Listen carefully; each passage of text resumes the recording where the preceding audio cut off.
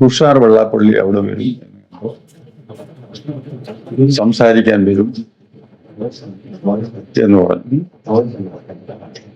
ഞാൻ ആട്ടെ എന്ന് പറഞ്ഞു. അത് കഴിഞ്ഞ ഞാൻ ആലോചിച്ചപ്പോഴാണ് എനിക്ക് തന്നെ തോന്നിയ കാര്യങ്ങളില്ല.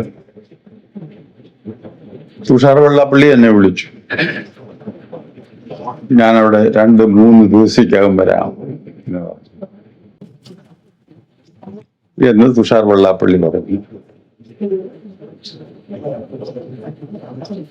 ഞാൻ അന്നേരം ഒന്നും വേണ്ടിയില്ല. കുറച്ച് കഴിഞ്ഞ് ഞാൻ തന്നെ തുഷാർ വെള്ളാപ്പള്ളിയെ വിളിച്ചു പറഞ്ഞു, ഇങ്ങനെയുള്ള ഒരു ചർച്ചയിൽ താങ്കൾക്ക് എങ്ങനെ ഇടപെടാൻ കഴിയും, പങ്കെടുക്കാൻ കഴിയില്ല? താങ്കൾ ഒരു പാർട്ടിയുടെ നേതാവല്ലേ, അതും കേരളത്തിലെ ഇന്ത്യയുടെ പ്രധാന ആളല്ലേ. അപ്പൊ നിങ്ങൾക്ക് ഒരു രാഷ്ട്രീയ പാർട്ടി പെട്ട ആള് SNDP NSS ഐക്യവുമായിട്ട് ഐക്യം SNDP NSSുമായിട്ടുള്ള ഐക്യത്തെ പറ്റി സംസാരിക്കുന്നതിന് എങ്ങനെ ഒക്കും? അതുകൊണ്ട് നിങ്ങൾ വരണ്ട എന്നെയാണ് പറഞ്ഞത്. അത് പൊളിറ്റിക്സ് ആകുമെന്ന് പറഞ്ഞു. ഒരു ദിവസം കൂടെ കഴിഞ്ഞപ്പോഴത്തേക്കാണ് അദ്ദേഹത്തിന് അർഹതയില്ലെന്നും ഞാൻ പറയുന്നില്ല, പത്മഭൂഷൺ ബഹുമതി പ്രഖ്യാപിക്കുന്നത്. അപ്പൊ ഇവരൊക്കെ ഈ 2-3 ദിവസം 3-4 ദിവസം ഇത് കഴിഞ്ഞ് തള്ളി ഇട്ടേ പിന്നെ ഇങ്ങോട്ട് ചർച്ച പോലും ചെയ്യാൻ വരുന്നുള്ളൂ. അതാണ് ഇതിന്റെ, അങ്ങനെ വന്നപ്പോഴാണ് എനിക്ക് തോന്നുന്നു ഇതിലെന്തോ ഇടപെടുകയാണ്. അദ്ദേഹം പറയുന്നത് പോലെ ഈ ഐക്യ ശ്രമത്തിന്റെ പിന്നിൽ എന്തോ ഉണ്ട്, അതുകൊണ്ട് ആ കെണിയിൽ പെടണ്ട എന്ന് എനിക്ക് തോന്നുന്നു. ഞാനിപ്പോ ഇതൊന്നും NSSന്റെ ഡയറക്ടർ ബോർഡിനെ ഒന്നും അറിയിച്ചിട്ടില്ല. പക്ഷെ ഞാൻ NSSന്റെ ഡയറക്ടർ ബോർഡ് വിളിച്ചു.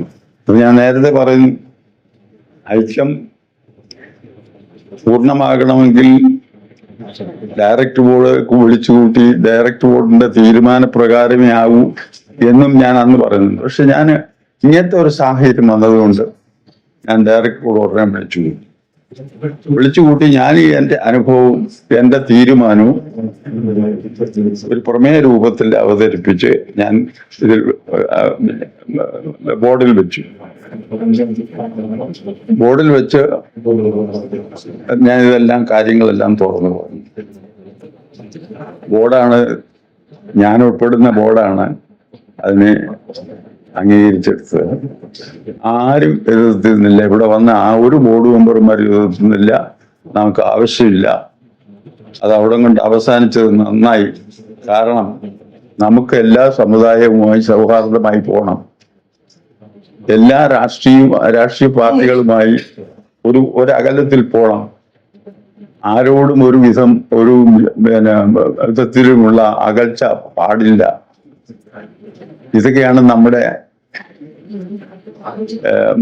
NSSന്റെ കാഴ്ചപ്പാട്. ഞാൻ സീമിന്റെ വഴിയെ കയറി കുറ്റം,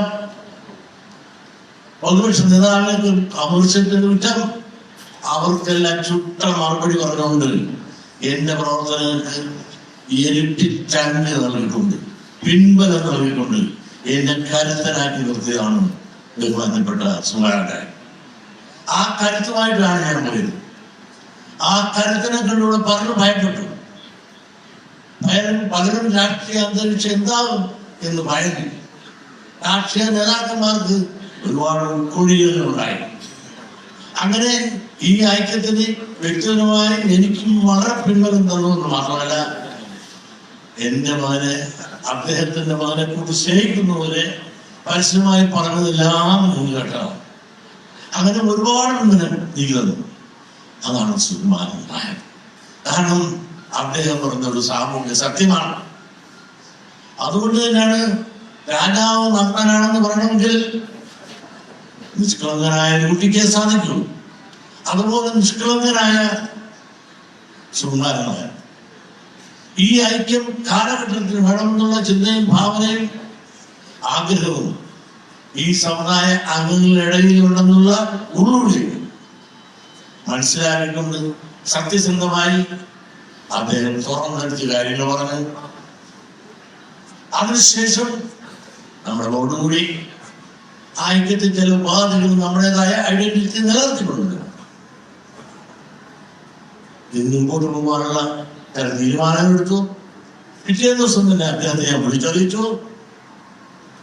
എന്നിട്ട് ഞാൻ പറഞ്ഞു, തുഷാറിന് സ്ഥലത്തില്ല, യോഗം വൈസ് പ്രസിഡന്റ് ചുമതലപ്പെടുത്തിയിരുന്നത് 2-3 ദിവസം നമ്മൾ കഴിഞ്ഞ് കാണണം. ആയിക്കോട്ടെ, ഞങ്ങളെ പോലെ കൊടുക്കുന്നുണ്ട്, അതിൻ്റെ കൂടെ അന്വേഷണം ഇട്ടിട്ട് നമുക്ക് കാണാം എന്നോട് പറഞ്ഞ് സന്തോഷമായി ഞങ്ങൾ പിരിഞ്ഞു. ആ പിരിഞ്ഞ ശേഷമാണ് NSSന്റെ ബോർഡ് കൂടി അതിൽ നിന്നെടുത്ത് ഉരുത്തിരിഞ്ഞ ചില തീരുമാനങ്ങൾ നിങ്ങൾ പത്രദ്വാരാണ്. ആ പത്രദ്വാര കാണുമ്പോൾ അദ്ദേഹം നിഷ്കളങ്കനായ സുമാരനാണ്. അദ്ദേഹത്തിന്റെ സ്വന്തമായ അഭിപ്രായം ആദ്യം പറഞ്ഞെങ്കിൽ ഒരു സംഘടനയിൽ ഇരിക്കുമ്പോൾ ആ സംഘടനയുടെ സെക്രട്ടറി എന്ന നിലയിൽ ആ കമ്മിറ്റിയിലുണ്ടായ സംവാദത്തിന്റെ അടിസ്ഥാനത്തിൽ അവിടെ എടുക്കുന്ന തീരുമാനം പറയേണ്ട ബാധ്യത അതിന്റെ സെക്രട്ടറിക്കുള്ളതുകൊണ്ട് അദ്ദേഹം അത് ഇപ്പോൾ അറിയിച്ച പത്രദ്വാര മാത്രമാണ്. അതിനെന്താ പറഞ്ഞിരിക്കുന്നത്? രാഷ്ട്രീയ ഉദ്ദേശം. ആ എന്ത് രാഷ്ട്രീയ ഉദ്ദേശം? അതിലെല്ലാം വ്യാഖ്യാനമാണ്. ഈ തെരഞ്ഞെടുപ്പ് വരുന്നതെന്ന് മാത്രമല്ല, എന്തിനു പറയുന്നത്? ചില പത്രങ്ങൾ സത്യങ്ങൾ പറഞ്ഞല്ലോ. പല പത്രങ്ങൾക്കെല്ലാം സത്യം പറയാൻ മടിയാണ്. എന്റെ ചോര പറയാൻ കുടിക്കാനാണ് പലർക്കും താല്പര്യം. സത്യം തുറന്നു പറയാനും എഴുതാനും പറഞ്ഞു കാണിക്കാറില്ല എന്റെ മര്യാദ. പത്രധർമ്മം പോലും ചെന്ന് കാണിക്കാറില്ല. എന്നെ നശിപ്പിക്കാനുള്ള പ്രവണതയ്ക്ക് ആക്കം കൂട്ടാനാണ് ചിലരുടെ ശ്രമം. അതിനുള്ള ചർച്ചയിൽ നോക്കുമ്പോൾ രാഷ്ട്രീയ ഇടപെടൽ ഉണ്ടായി എന്ന് ചില പത്രങ്ങൾ റിപ്പോർട്ട് ചെയ്തിട്ടുണ്ട്. ഞാൻ അതിലേക്ക് പോകുന്നില്ല.